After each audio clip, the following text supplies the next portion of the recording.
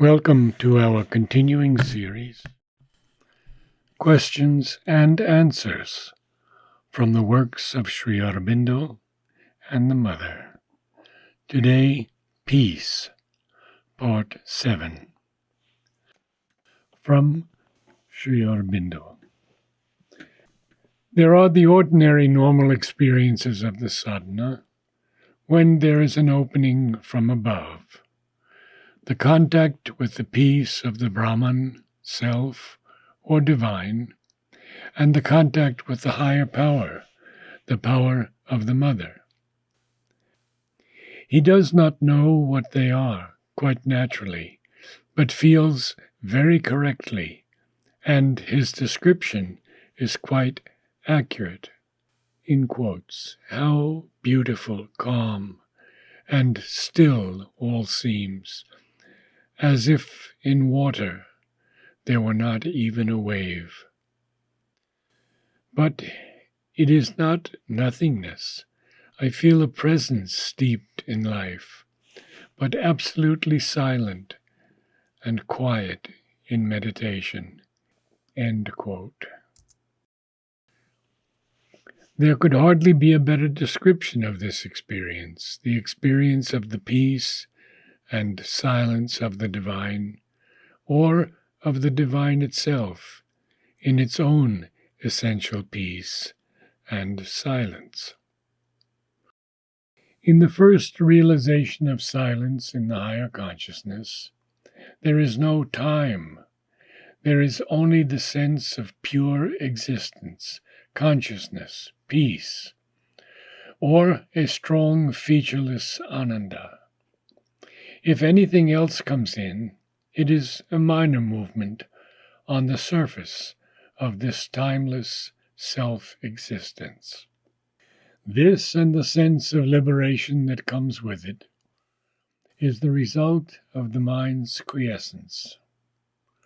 At a higher level, this peace and liberation remain, but can be united with a greater and free dynamic movement.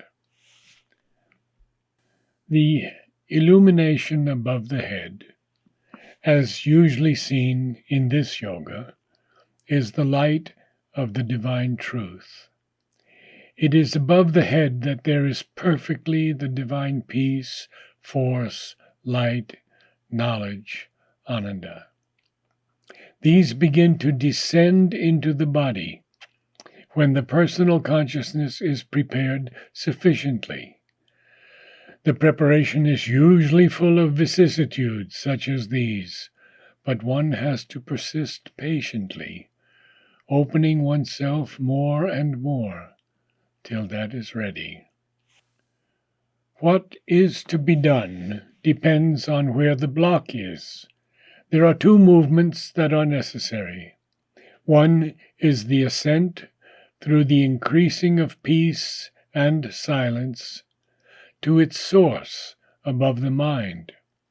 That is indicated by the tendency of the consciousness to rise out of the body to the top of the head, and above, where it is easy to realize the self in all its stillness and liberation and wideness, and to open to the other powers of the higher consciousness.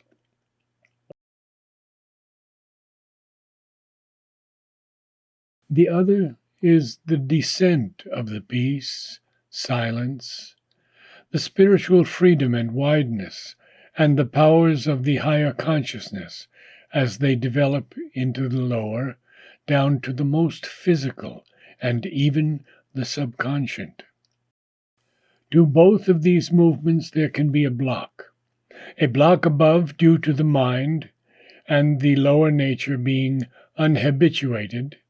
It is that really, and not incapacity.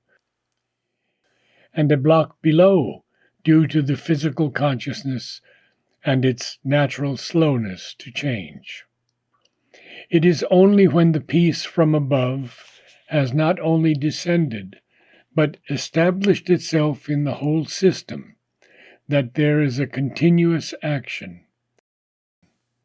The descent comes in order to transform the consciousness, but the transformation takes time.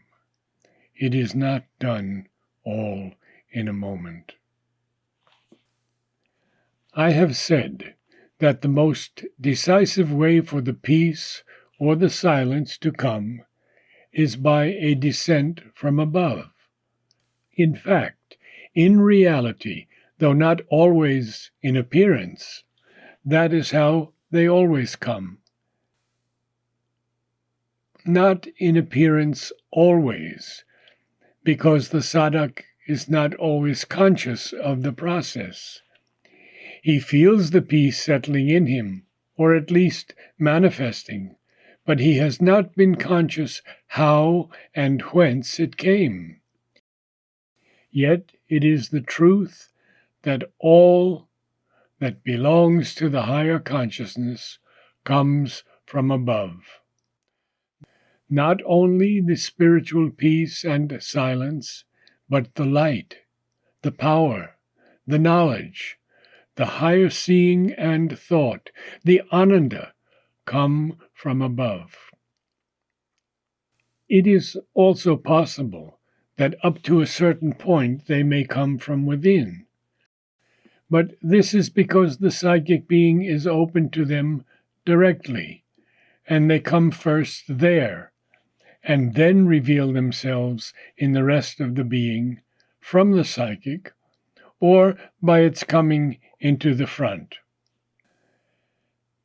It must be noted, however, that the opening upward does not necessarily lead to peace, silence, and nirvana only. The sadhak becomes aware not only of a great, eventually an infinite peace, silence, wideness above us, above the head, as it were, and extending into all physical and supraphysical space, but also he can become aware of other things, a vast force in which all is power, a vast light in which all is knowledge, a vast ananda in which all is bliss and rapture. At first they appear as something essential, indeterminate, absolute, simple, kevala. A nirvana into any of these things seems possible. But we can come to see, too, that this force contains all forces, this light, all lights, this ananda, all joy and bliss possible. And all this can descend into us. Any of them and all of them can come down, not peace alone. Only the safest is to bring down first an absolute calm and peace, for that makes the descent of the rest more secure. Otherwise, it may be difficult for the external nature to contain or bear so much force, light, knowledge, or ananda. All these things together make what we call the higher spiritual or divine consciousness.